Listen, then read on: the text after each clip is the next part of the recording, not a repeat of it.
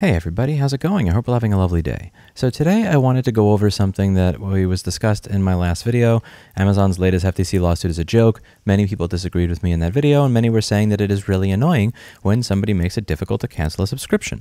And point taken. I wanted to go over something that I use to try and avoid this aggravation. Before we begin the video, I think it's important to note that I was not sponsored, I did not get a discount on the service, and I was not paid or asked in any way, shape, or form to do this video. I just think it's a really cool service, and I use it and it doesn't suck, so I thought I would share it with all of you. Just in case it wasn't obvious at this point in time, no company is stupid enough to sponsor this YouTube channel. So there's this thing on Privacy.com where you can create virtual credit cards. It's fairly cheap. You can create a virtual credit card for all your different things, and then you can revoke that card. So what you do is you create a virtual credit card. You link it to an actual card, and at any time, I can revoke these virtual credit cards. So when I sign up for a service, I try to cancel it, but if I cancel it and it's a pain in the ass or it requires I call you or something stupid like that, I just log in here and I can revoke the card. So you could see that there's a history of random things that I've tried out in the past that I may or may not want to deal with having to figure out how to unsubscribe from in the future.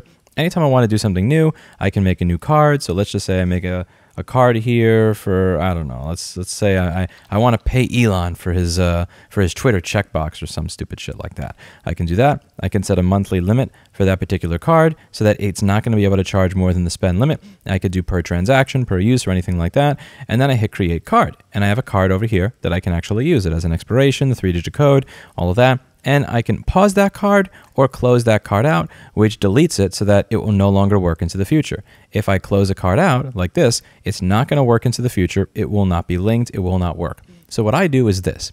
I have a credit card that I got. It's a secured credit card that I got a really long time ago, back when my credit score was lower than a Tennessee area code. It only has something like a $300 limit on it. So I got this card with a $300 limit, and I link all my cards on Privacy.com to that very limited secured card. That secured card can't go over $300. So even if something fails with Privacy.com, even if there's a breach or I get screwed in some way, the maximum liability to me is going to be $300, which is fine because I'm not paying more than $300 a month to any of these random subscriptions.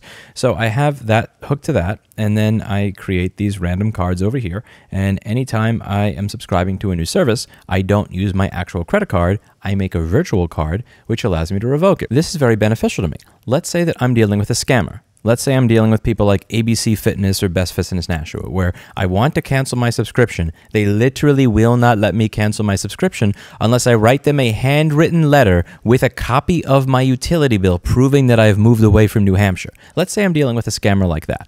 What I could do is I can have that gym membership on a virtual credit card, and I can just cancel the virtual credit card. Once I cancel the virtual credit card, they will not be able to continue charging me. I've had this as an issue in the past where I've had a Discover card, and I actually reported my card as lost or stolen, and all of my old transactions, all my old subscriptions still worked. Some of these subscriptions will keep going even after you have changed your card number, even after you've reported your card as lost or stolen. So relying on your credit card provider to help you in these cases is useless because they will not help you. You can lock your card, you can report it as lost or stolen. They will keep continuing to charge you. The only way to stop these types of scammers is to have a virtual credit card that is linked to your main card, but that is disableable by you at any given time. It gives you control over your experience again, and it gives a giant middle finger to scammers like the people at ABC Fitness that try to screw people out of canceling gym memberships by forcing them to physically mail a copy of their utility bill to them in order to cancel a fucking gym membership.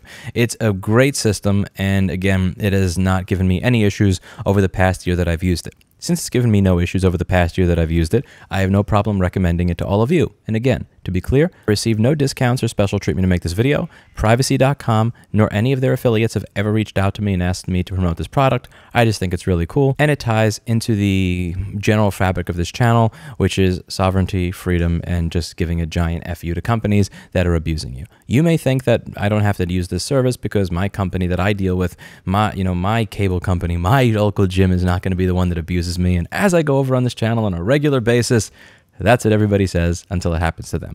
So it doesn't hurt to have something like this. If at the very least it stops you from having to dig through 20 menus or call somebody and deal with a phone tree to cancel, my favorite way to cancel with a company that makes it hard to cancel is to give them the giant FU of the payment method doesn't work anymore.